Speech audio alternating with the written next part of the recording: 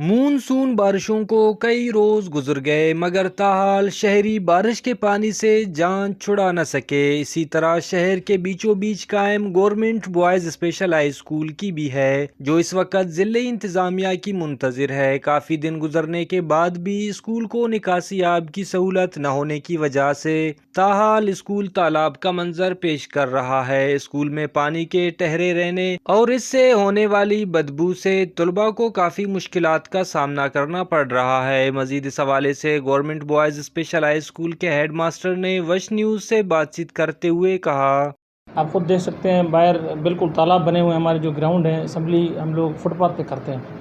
School کی building بالکل damage ہے، کافی عرصے سے یہاں کوئی بڑے پیمانے پہ کوئی کام نہیں ہوا ہے، پی ایچ ڈی بی میں بھی کوئی کام نہیں ہوا، اور اس وقت جو ہمارا سب سے بڑا مسئلہ ہے کہ وہ یہاں سے پانی نکالنے کا ہے۔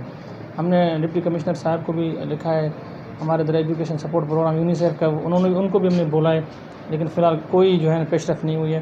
تاحال پانی کھڑا ہے اور ہمیں جو ہے نا یہ اندیشہ ہے کہ بچوں میں جو ہے نا ڈائریا وغیرہ کی بیماریاں پھیل سکتی ہیں۔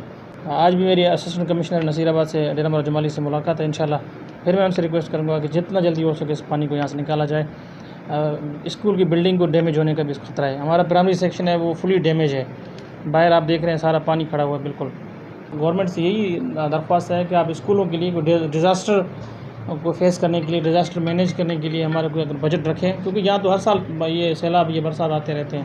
اسکول ہیڈ ماسٹر نے حکومت بلوچستان اور محکمہ تعلیم سے اپیل کرتے ہوئے کہا کہ سیلابی علاقوں میں ایسی صورتحال سے نمٹنے کے لیے سامان مہیا کیے جائے تاکہ ان کو بروقت استعمال کر کے تعلیمی اداروں سے بارش کے پانی کو نکالا جا سکے تاکہ طلباء اچھے اور صاف ماحول میں اپنی تعلیم کو جاری رکھ سکے اور اسکول کے اندر موجود بارش کے پانی سے اسکول کے بلڈنگز کو نقصانات سے بچایا جا سکے۔ کیمرہ مین معشوق رند کے ساتھ ریاض بلوچ، وش نیوز، نصیر آباد۔